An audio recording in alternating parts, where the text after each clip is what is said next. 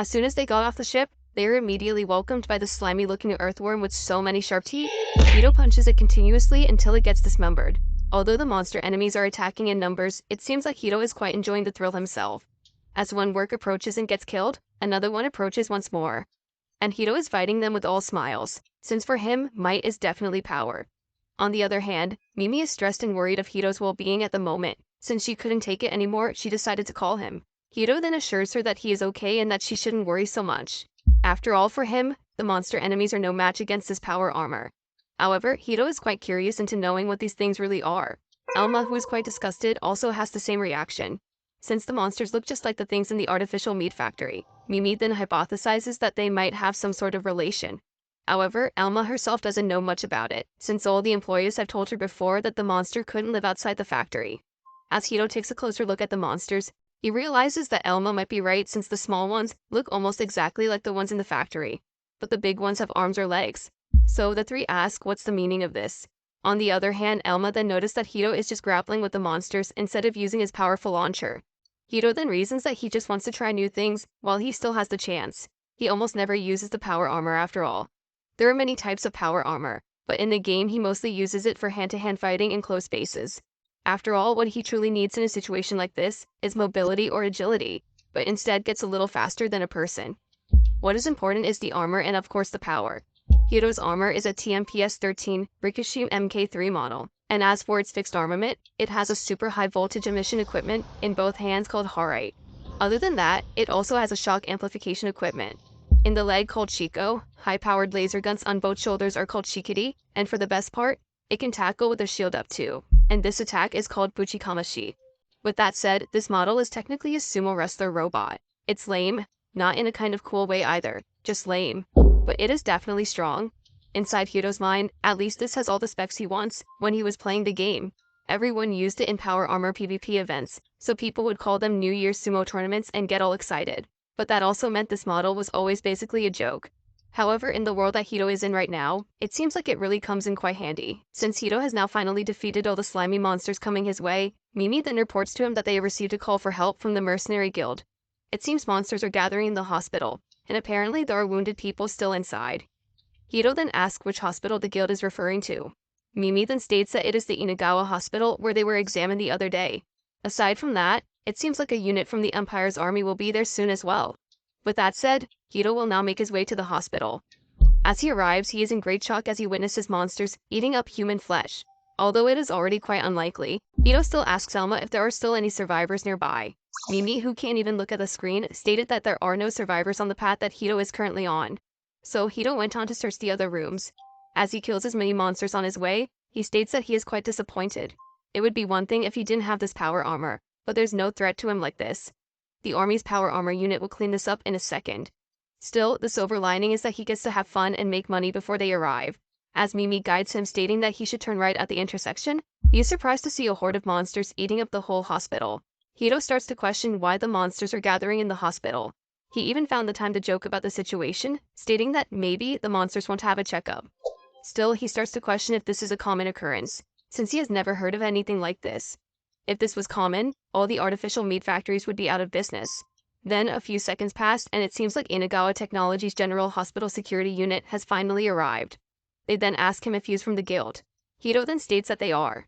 That said, it seems like the hero is actually doing a fine job exterminating monsters right in front of the hospital.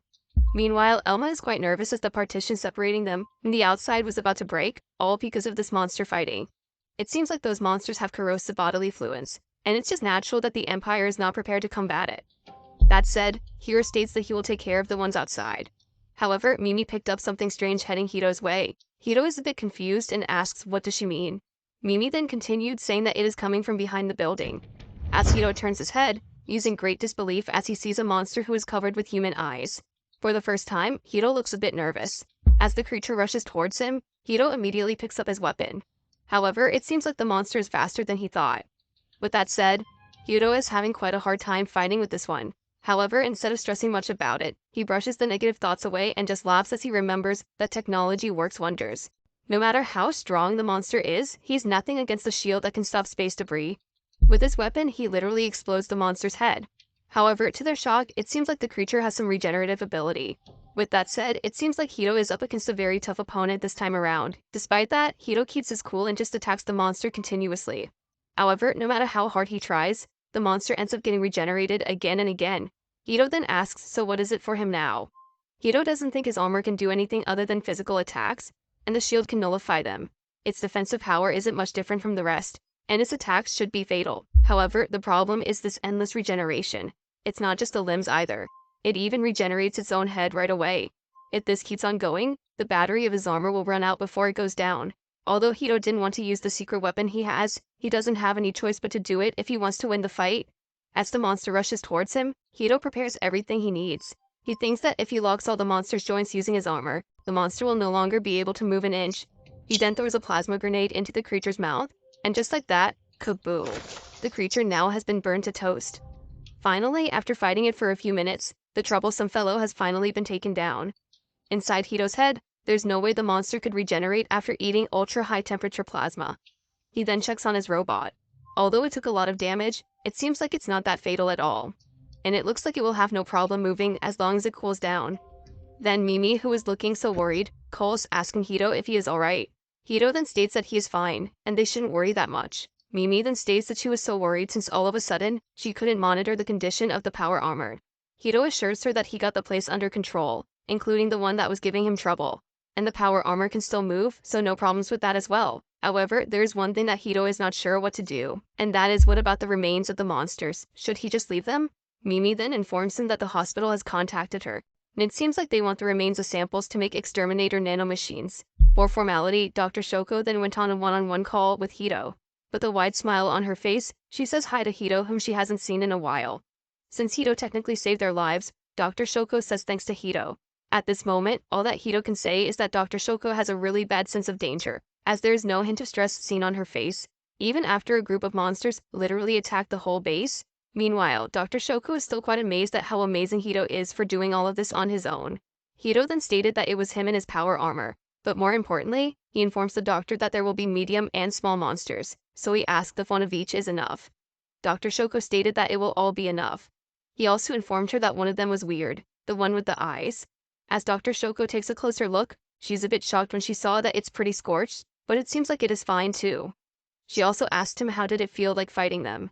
Hito then explains that almost none of the monsters seem to have any intelligence. It was like they were just following their instincts and appetite. They also couldn't hold the candle to the offensive and defensive power of the power armor. But one was special. It was like a violent pile of aggressiveness. But the more surprising thing was its regeneration ability. He also stated that it was the one that gave him the most trouble. The doctor then speculated that it might be a mutation or something, so they're going to take a look into it as they go on with the experimentation. That said, they are now going to start the production of nanomachines for extermination. Before she ends the call, Dr. Shoko thanks Hito once again for saving their lives and giving her some samples. After the call ended, as per Inagawa's request, Hito continued guarding the area around the hospital. But since the army's unit was on the move, the crisis ended without any more monster attacks. As his job is already done, he then went on to the hospital to have an initial checkup. Dr. Shoko states how amazing he is and how strong he was during the fight. After all, he started fighting right after the military operation, so it must have been really tough. Hito then states that it was quite manageable with the help of the power armor. Having that said, Hito then thanks Shoko for allowing him to take a shower and for even disinfecting his power armor. Shoko then explains that it would be dangerous to go back with the monster's liquid all over it, so might as well clean it while she can. Hito then asks her if she is already done with the nanomachines. Shoko then stated that her part is done, unless something bad happens. Since he is already here, Hito has also asked her about the monster with the eyes. However, instead of answering his question, Shoko just stated sorry. Hito then started to get suspicious of her reaction. He starts to question if there were traces of his stolen genetic data. Inagawa hasn't contacted him ever since the data was stolen. But inside his mind, it's fine as long as nothing happens to his crew. Then suddenly, he remembered something as he tastes his drink. It seems like it is Pocari. With that said, the colony ended up needing 5 days to return to normal operations after the panic with the monsters. In the meantime, the details surrounding this incident started becoming clear. The monsters turned out to be lab-grown meat. They were genetically modified to remove the self-terminating feature and increase their aggression. Afterward, an organization called the Synthetic Life Preservation Association claimed responsibility. It's like a futuristic version of environmentalists and animal rights activists. But that is not something that Hiro would have to worry about, since it is all the government's job to stress out about it. Then a basket full of fruits and gold bars was delivered to them, and this made Hiro smile so widely. Now his total assets is amounting over 17 million NL. Hiro then thought of buying another mothership, since it would definitely expand the scope of what they can do and allow them to make more money. However, they must think about it thoroughly first. On a side note, their business with Lady Serena is also done. With that said, they are now planning to enjoy a vacation in a resort. However, before they can even depart, Serena is back again to bother them. However, instead of letting Serena deprive them of some good relaxation time, Hiro immediately tried to sway her out of the ship. But it seems like Serena is quite persistent about it. Then, out of nowhere, she stated that she is so preoccupied, and the fact that Hiro's crew is going to the resort in the Sierra Star system makes her so furious. At this point, Serena is literally just a pain for the crew. On the other hand, Mimi is quite scared at the fact that Serena knows such information. Alma then states that it is one thing to be fearless, but since they are talking about the daughter of Marquis, nothing is quite impossible. Serena, who is quite irritated at this point, stated that she herself doesn't want to be nice either. So Hiro stated that she should just leave since they are going to prepare for vacation. However, Serena then out of nowhere states that they are being unscrupulous. The colony has suffered a lot of damage due to that terrorist attack, and a lot of people have died too. So it is unscrupulous of Hiro and his crew to go on vacation while this is going on, Serena argued. As their argument continues, Mimi then tries to stop them from bickering any longer. They all then want to have a seat and talk about it maturely like adults. Serena then admitted that she is jealous at the fact that Hiro and his crew are going on a trip while she is stuck with a pile of office work. So she reasons that the least that Hiro could do right now is to allow her to bother him for a while. However, this isn't something that Hiro wants, so he tries to forcefully throw Serena off his ship. Again, before things get out of control, Mimi steps in trying to calm the two. Then Alma suggested that they all just have a drink since Serena is on her day off after all. Surprisingly, Hiro agreed with Serena's continuous begging. But that said, the four then enjoy a drink with some good food. As they jug onto the delicious booze, Serena is quite amazed by how it tastes so good. Alma, who has always been a heavy drinker, started drinking as much alcohol as she can. Alma then tried to boast that she brought the drink straight from a brewery. Although it was a bit expensive, it was all worth it. On the other hand, Hiro then shuts her down by saying that 100,000 enel isn't just a bit, it was too much for a drink. As the two argue, Serena contemplates that the money is no small sum for mercenaries. Isn't their money sense skewed? But it seems like not for Mimi, who has always been consistent in saving her money. Alma then went on to target Mimi and states that even she spends so much as well. There was a time that she pestered Hiro so much about getting a new bath, washing machine, and other appliances. And let's just say it also costs so much money. In Mimi's defense, it was all necessary since they were for the improvements of the ship. As the girls continue with their conversation, Hiro is seen contemplating with himself. Inside his head, he remembered this time when people say it tends to get noisy when three women are together. He wonders why these girls don't run out of things to say. And how do they hop from one topic to the next like that without taking a break? This is so fascinating for Hiro. Although he doesn't follow their topics anymore, as long as they're having fun, it is alright with him. So instead of getting all bored alone, Hiro decided to try some of the foods. As he checks one of the plates, he's in great shock as he sees worms in one of the dishes. He then asks Mimi about it. Mimi then explains that she found all sorts of interesting looking food when she was shopping online, so she figured they all might as well try it out together. Mimi, who looks so innocent, offers the worms to Hiro. Hiro, on the other hand, who couldn't resist how cute and innocent Mimi is, took one bite. As he engulfs the slimy creature, trying to endure every taste, it turns out that they are not really that bad. In fact, they are actually quite good tasting. He explained that it kind of tastes like uni, sweet and rich. So Serena then asks Mimi what the dish was called. She then stated that it is something called uchi worms. Hiro, who couldn't take hearing the word worms, tried not to listen at all. He tries to convince himself that it is just a pasta uni and nothing more. It seems like he's doing this to stop himself from throwing up at any second. Elma, on the other hand, quite knows that he is just running away from reality. Serena is also amazed at how Hiro has some severe self-deception. Hiro then offers the food to the girls. However, it seems like they are not willing to take the risk, even Mimi. But there is no way he wouldn't let Mimi taste her own medicine. As the day continues to flourish, the group also continued with their mini drinking party. After eating some strange things, they had a normal and quiet drinking session. Well, that's what Hiro was wishing to be true. It turns out that the girls started getting loud as they all slowly got drunk. At the end of the day, Hiro became a babysitter to 3 of the girls. While he was attending to Mimi, Serena then starts attacking Hiro, blaming him for how much work she had to do today. Then, after a few seconds, she happens to fall asleep immediately. So, Hiro has no choice but to put her on the detoxifying pod to sober her up. As she wakes up, Hiro then tells her that she should be careful next time, that she needs to take care of herself, especially her health considering her social status. Since there's no doubt that a lot of people out there want to take advantage of her. Serena then states that she will reflect on it. With that said, Serena then leaves Hito's ship as they don't want to start any weird rumors. Until their next meeting, Hito is planning to enjoy peace and quiet away from a rather active Serena. After taking some time off work, Hito's crew then went on to make some more money. As they surveyed the area, they were able to find some suitable targets.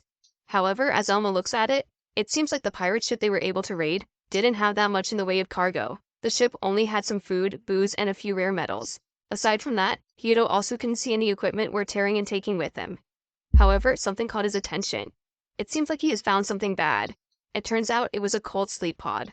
A few hours before, Hito's team got a message that they all think was so grand. It was stated that everyone on the Sierra star system can lay on the surface of the planets, not just nobles and the wealthy. And it's blessed with planets where people can enjoy beaches, mountains, and nature in general. So basically, it is a resort star system. There's a sunrise and a sunset, blue skies and white clouds, and even people can see shooting stars if they're lucky.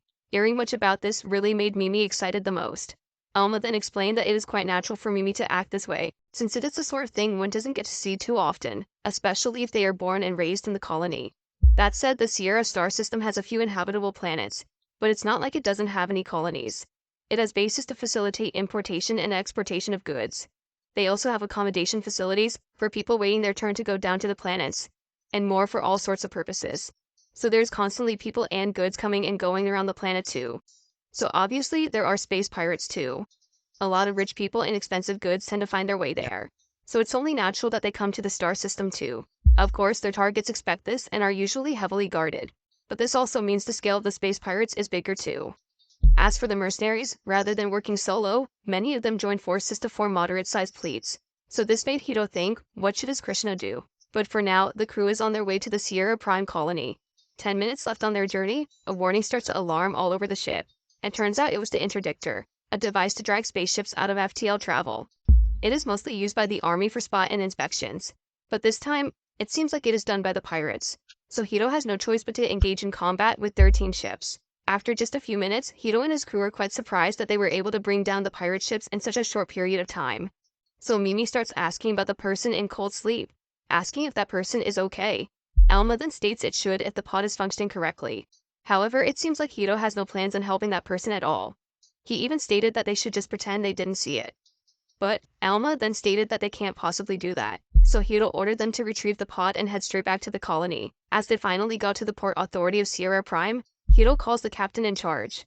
The captain then stated that Hito must know about legal custody since they have contacted them about it. Mimi then asks about what is legal custody. Turns out, cold sleep pods are escape devices installed in stuff like passenger ships. If someone sees one drifting in space, they are obligated to rescue them. Failure to do so is a serious crime, and whoever rescued the pod has legal custody of the contents for 1 week. The finder can demand to be reimbursed and rewarded afterward. But that means that's one less week they can spend vacationing and hunting space pirates. Alma just sighs at the thought and thinks of it in a positive way, stating that at least they are helping people. That said, since Hito has already done all the formalities, he will now have to go somewhere called an unsealing room, where they will open the pod with Elma. There, a man then informs them that they have already done the general checkup, and there seems to be no problem with the contents, so they are now reviving it. Although Hito's crew found the pod in the cargo of a pirate ship, the ID on this pod tells them that it is from a high-class passenger ship that was last heard of 3 months ago. This means that the person inside is probably fairly high-class as well. Bad, the place where the rescue signal should be having been cut, and it looks like it was cut clean off with a noble sword. As he remembers it, he heard that swords in this world can cut through metals. But why would someone do that to a noble? Now that the person inside the pod's vital signs are stable, they now open the pod's doors. As the door opens, a girl is seen laying peacefully inside. As soon as the pod opens, the girl immediately held Hito's hand, asking him not to go anywhere. She even referred to him as her father. This shocked Hiro very much, but it seems like there's nothing he can do about it. With that said, since the girl is still asleep, Hiro has no choice but to stay beside her, holding her hand until she wakes up from her long nap. On the other hand, Elma and the organization guy will start taking care of the formalities. As they leave the room, Hiro is left alone with this unknown girl. Just a few seconds later, the girl then slowly opens her eyes, still muttering, calling her father. Hiro then respectfully stated that he is not her father, so the girl then asks where is he. Hiro then explained that he doesn't know the answer since he just found her out in space. When the girl fully opens her eyes, she immediately shuts them after seeing Hiro up close. It turns out that she was a bit shocked seeing Hiro holding her hand so tightly, so she asks if he did this for her. Hiro didn't have the chance to answer her question, as she immediately sits down, introducing herself as Christina Durenwald. She is the daughter of Friedrich Durenwald, the legitimate son of Count Durenwald. Hearing all of this all of a sudden somehow was too much for Hito, as it was a lot for him to take in. Since the girl has already introduced herself, Hito then introduces himself afterward. He states that he is Captain Hito, the owner of the combat ship Krishna and a simple mercenary. Since this is too much for the girl to take in and Hito is quite aware of that, he tried to explain everything to the girl as calmly as possible. Hito stated everything from the time they first found her and why she is at the port authority. After knowing everything, it seems like the girl has now fully grasped her current situation. That said, in accordance with what has happened, Christina will be staying on Hito's ship for a while. Thankfully, he has 2 girls in his crew, so Christina should be pretty comfortable in there. After all, he can always rent a room for her whenever she likes. Christina then states that she has no problem at all with the accommodation. After all, Hito will be taking care of her for the next few weeks. Hito then tried to assure her that he is sure someone will come to get her when they get in touch with her father. And while that day is not yet on the horizon, he promises to take care of her and keep her safe until the authorities do. Christina, who looks a bit sad and worried, asks Hito if he will truly keep her safe. Hito then just gave her an assuring smile, and since he knows to himself that he will definitely do it. That said, Christina suddenly woke up without any relatives around. Of course, she is worried, so Hito states that Hito will be her own personal knight, and he will do his utmost to protect her no matter what. Hito knows that he has to ease her anxiety at least a little bit. And somehow, it worked. Christina laughs a little, showing a bit of easiness. The thought of a knight running around a combat ship somehow made her laugh. Hito then states that he feels like he's the main character of a hollow novel. So without any hesitation, Christina herself also played along by making her voice a bit novel-like. Then, Christina said something that made Hito speechless. Christina stated that her father was murdered by her uncle Balthazar. It turns out that the passenger ship was attacked not by pirates, but by her uncle's private army. Aside from that, Christina's uncle is also after the heir, so she genuinely asked Hito to protect her no matter what. Hito didn't sign up with this, so he hopes that maybe Christina's memory is a bit hazy right now, considering this usually happens a lot with cold sleep. Christina, however, firmly stated that there is no mistake at all, as she remembers everything from one scenario to another. She describes that the bandits came after her father, mother, and her. Her mother protected her and fell to the bandits' bullets. On the other hand, her father confronted them, creating an opportunity for her to escape. So Hito thought that it might have been the reason why the rescue signal of their ship was cut off. Did her father do it so they wouldn't find her? Christina then continued by saying that her uncle is probably heard of her escape by now, so most likely his minions are probably lurking in the area of Sierra's system too. Hearing all of this, Hito thought of himself that he has already braced himself for trouble, but a quarrel in a noble family is just an extra large portion of trouble for him. He starts to ask himself, why do these things keep on falling to his lap? He just wants to keep taking down weakling space pirates, save up some money, and buy a detached house with a garden where he can drink cola. Then, Christina suddenly stated that she is just joking. With a quite faint smile on her face, Christina stated that it would only be trouble if she said all that all of a sudden, so she asks Hito to pretend he didn't hear it at all. However, it seems like Hito realized that Christina might have gone embarrassed after he acted, as if he is not interested in helping at all, so as compensation, he asks if there is a reward if he helps her. Christina is a bit confused, so Hito explained that since he is a mercenary, he expected to get paid for his work. But that said, it seems like it is already time for them to negotiate with a reward. Hito asks her what she can offer a mercenary like him for this request. Since Christina didn't have that much, she just offered her treasure, which, with that said, it concludes their negotiations. Hito then states that he honestly doesn't care if this pendant is valuable or not, but as a mercenary, he has to at least keep up his appearances. Hito says that he'll just get the actual reward from Christina's uncle, so he promises to give back the pendant as soon as the request is complete. After a few hours, Elma and the lab guy are now back from the office. They take Hito to a holo message projection room. They then took care of all the formalities, and Chris was asked about the attack on her ship. Chris's answers were thorough, but she didn't talk about her uncle's plot. So Hito guesses she doesn't want people to know about her family's quarrel. So she's sending him a holo message. She probably thinks the current head of the family, her grandfather, should decide if this should be made public. The lab guy then stated that it will take at least 5 days before they complete the plan. Hito then states that it is a lot. The guy then explained that if it was in the star system. But it is a star system thousands of light years away. A holo message is like a 3D video letter, but even if this communications technology exceeds the speed of light, it is not possible to send messages to another star system in an instant. But if it takes 5 days, that means the response will take at least 10. With the plan now in place, Christina asks the lab guy can leave her and Hito alone for a while, since she has something to say to Hito. The lab guy then assured Christina that they have a strict policy of privacy when it comes to messages. Christina then states the guy should just have introduced himself, and she will explain the rest later. With that said, Christina then talked with Hito personally. As they initiate the record, Christina calls her grandfather to inform her about her well-being. Christina then states that she is surprised to hear it has been 3 months since the attack on the passenger ship. She stated that she has escaped a cold sleep pod, and she is currently in the port authority of the Sierra Star system. She also introduced Hito to her grandfather, stating that he was the one who retrieved her pod when it was adrift. During this time, she also found the time to tell her grandfather the truth that her uncle Balthazar was the one behind the attacks. Although they were distinguished as bandits, Christina's father claimed them to be her uncle's army. Although she fortunately survived, her parents died as a consequence. She thinks that her uncle might come after her after knowing she survived. Now that she has explained everything to Hito, all that they have to do now is to go engage with the plan. Hito then introduced himself to the noble, stating that he is a simple mercenary, but until Count Darrenwald has come to get her, he promises to protect Christina with all he has. So Christina puts all her trust in Hito to keep her safe at all times. Now that the call is almost at its end, she asks her grandfather to help her as well. That said, she will be waiting to see her again in the coming months, once everything has been fixed. Now, Hito will take Christina back to the ship. A mercenary and a young lady walking together are going to stand out a lot. Since Hito is a bit awkward now, Christina tries to help by making the people around them think they are just siblings.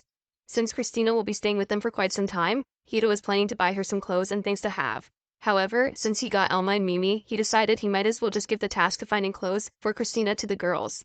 When they finally arrived at the ship, Mimi immediately went on to welcome Christina. Hito then noticed Elma looking so frustrated in one corner. It turns out that he surpasses her in the rankings in the mercenary guild, so she is quite jealous at the moment. After that slight tantrum has ended, Hito then gave Elma the task of sending a message that Christina has made for her grandfather to a private line. Elma then tells him that they should all be careful, since the enemies might just be here somewhere. As the day now comes to an end, Hito then tried to come up with a plan where he can lure the enemies to fight him in space, since that is where he is most comfortable fighting in. But then, realizing that you shouldn't try to force them instead, he'll make them think they can come after him. After showing Christina around the ship, she and Mimi went back to the lounge. Mimi got curious as to why Hito is looking at a brochure, so she also glanced at it. Mimi then respectfully stated that this isn't the time for a vacation. However, Hito immediately orders her to take care of the reservations as soon as possible. He has also called for Elma, who is still outside at the moment, and it seems like Elma has also noticed people have been following her for the past few hours. Hito then got so worried, so Elma immediately kissed him on the cheeks. Hito was caught off guard and started to blush. Mimi and Christina are so shocked seeing Hito's reaction, so instead of getting talked about, Hito immediately shuts them all off, saying that it's now time for them to make a strategy since they can't anymore dilly-dally. As they all sit in the living room, the meeting has finally started. Mimi asked Hito why he wanted her to make the reservations for so many travel plans. Hito then explained that the enemy had perfectly tracked them. Instead of hiding, they will intentionally draw attention by making reservations in accommodation facilities on official planets all over the place. And the enemy should be waiting for them somewhere along the route to the planets, so they plan to intercept and mop up their pursuers. That way, Krishna doesn't lose. Then they will go down to a planet and head to where they will be staying. The enemy will have to come through all the possible places, so they will be buying time. And in the meantime, they will use Elma's intermediaries to get the message out to the Count. However, such a plan isn't that cheap, so Mimi asks if Hito is okay with spending that much. He then states that judging by the brochures, he is fine with it. However, he knows to himself that for a person with normal money sense, this is probably an eye-opening amount though, and he can charge the Count for these expenses after all this. In the midst of their conversation, Christina then asked if she's going to meet her grandfather. Elma then explained to her that it would be hard. They needed permission from a noble to use gateways, and even then, her grandfather could set up a trap for them. He could also ambush them in a hyperlane too, and there's also the problem with the supplies. A gateway is something that connects two gates at 2 points. Basically, it's like space is twisted and a hole is opened, but it is useful to travel between very long distances, like tens of thousands of light years. Hyperlinks are like highways where they can move through subspace at super high speeds. They take longer than gateways, but they are like a web spreading through space. These are often used for medium to long distances. Alma then agrees with the plan since they can't escape the enemy's eye in the colony. They might as well lure their pursuers out and crush them in space. However, the main problem is resupplying, but that goes for the whole star system, not just the colony. It is difficult because who knows what they might slip in. It might honestly be safer to run to a resort planet. Controls of the planets are handled by a perfect defensive wall of positronic AI. Guests are guarded by laser batteries and guard robots. First-class resorts are enjoyed by nobles and other important people, so it would be a problem if they got into trouble with people from the Empire. So this was technically a race against time. With that said, they now get started. After a few hours, Alma then informs Hito that they have already made the reservations for a 2-week period. They will be staying on a planet named Sierra 3. It's a planet of mostly water, dotted with not very large islands. To make it even greater, the girls had booked the whole island for a whopping 2 million enel, or around over 1.3 million. Now that is a lot for a 2 weeks vacation. Alma then lists down all of the activities they can do on the